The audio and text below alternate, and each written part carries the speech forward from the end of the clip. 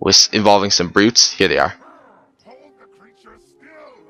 Place the charge before I lose my grip.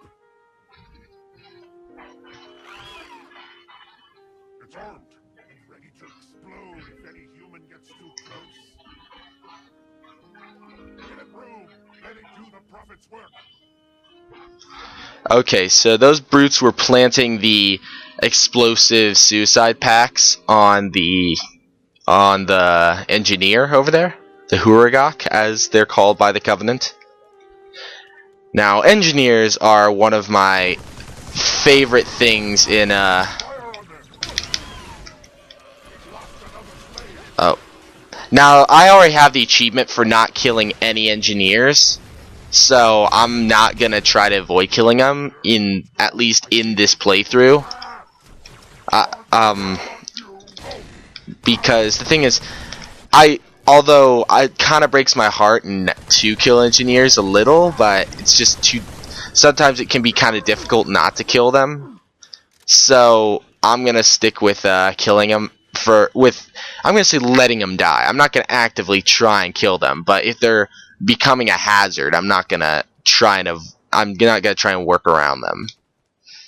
But yeah, engineers are actually probably my favorite species of Covenant because they don't fight at all. Not that I don't like the fighting species of Covenant, but they don't fight at all, yet they're still really cool because they're actually made by the Forerunners, who are the guys who built the Halos and the Covenant's gods. And they're actually biological supercomputers that are were made by the Forerunners, and because they're not actually biological, they're actually technology. But it's so complex of technology that it looks like it's biological. And but because they're not actually biological, the Halos didn't kill them. So they were around when the Halos went off 100,000 years ago. Yet we just don't see him. Where am I supposed to go? This way. Okay. But I don't know. I really like them. I really wish they had been in the earlier Halo games. I'm gonna go up to the supply cache. This is a supply cache, right? No, it's just a door. See, this is what supply caches look like. It's these doors. But if this was a supply cache, it would have a little this face on it. The Superintendent logo. Which, even though that's in a Halo game, the Superintendent logo is actually owned by Bungie itself. So Microsoft would have to pay Bungie in order to be able to use the Superintendent and anything else, which kind of annoys me because that means that to make an ODST, if they were to make another ODST and somehow involve the Superintendent, they would have to get 343 would have to buy that symbol. But so here, this is a little dark. I can brighten it up for you. But engineers, I really like them. I like their design. They just look really cool. They're kind of weird. They're really weird looking. They're definitely the least human species of Covenant. They're not even anatomically anywhere near human. They're floating. They're like floating dirty pink balloons. Well, not, I guess not dirty, but they're like floating flesh balloons with a bunch of tentacles carrying a giant worm, which actually looks a lot cooler than you'd think. Get assassinated, bro. But I really like them. I wish they had been the earlier Halo games because they were actually planned for Halo 1, but they got cut out because of various reasons.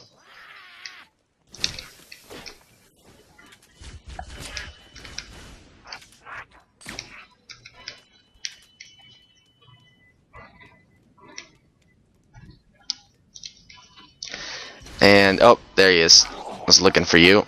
I'm gonna take his carbine because it has a little bit more ammo. It's a little bit longer range, I feel. I'm gonna keep my shotgun though.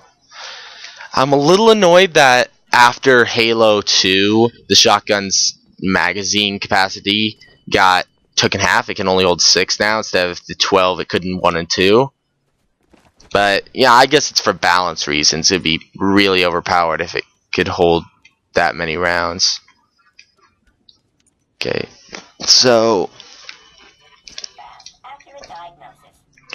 the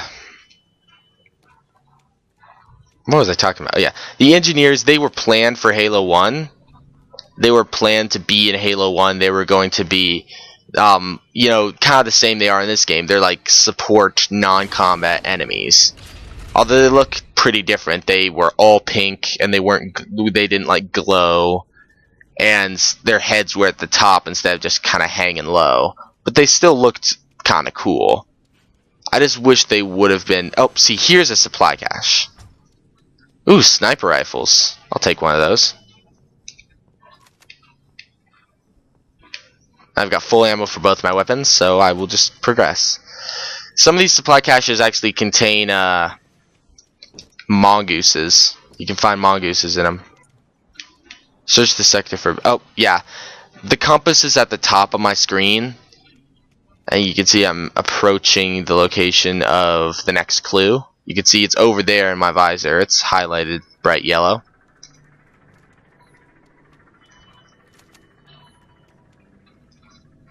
Hold RB to expect drone fighter optics. Okay. Next level.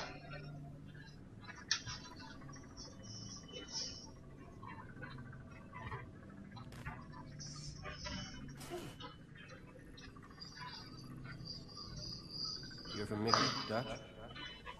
Negative. We need to get above this crap. Link with the B-net. One of our drones must have seen what they hit. Oh, I always thought that was B-net, like the capital letter B and then just net.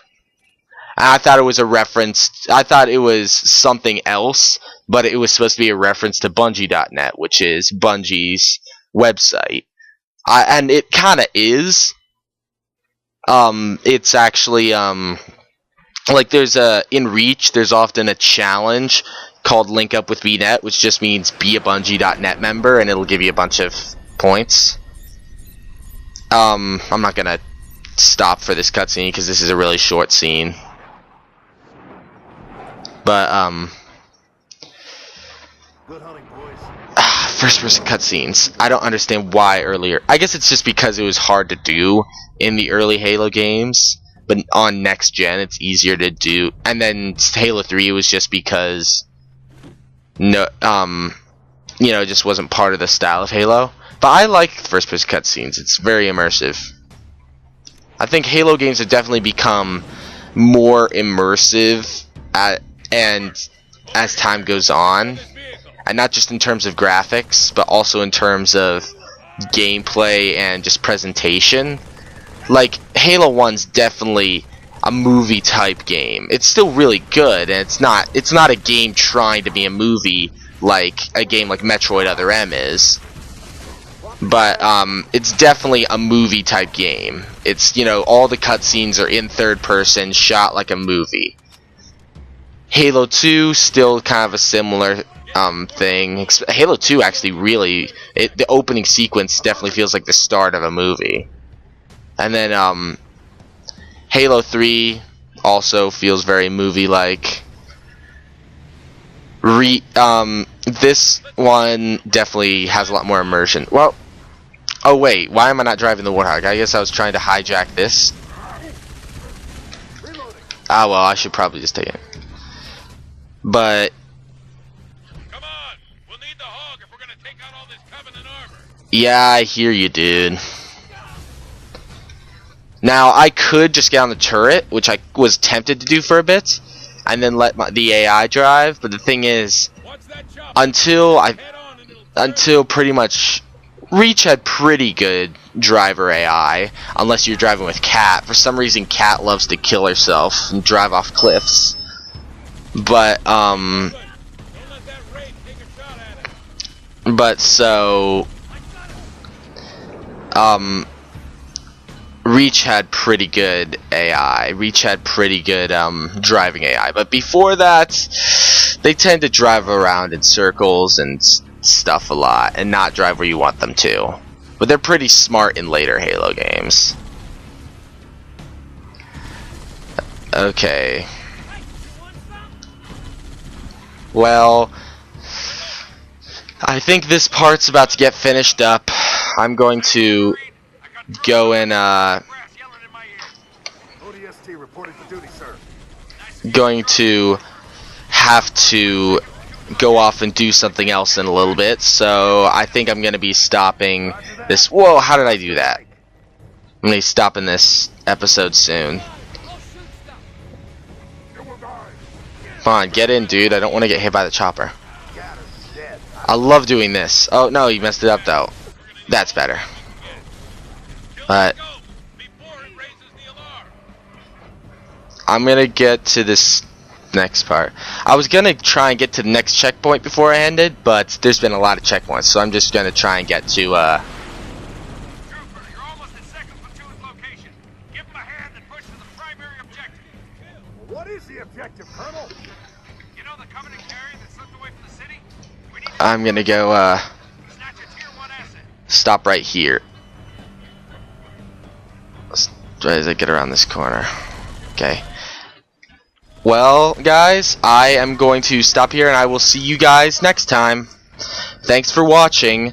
Be sure to like and favorite this video if you're enjoying it, and please comment telling me how I can improve my commentating and what I should play next. Okay? See you guys later.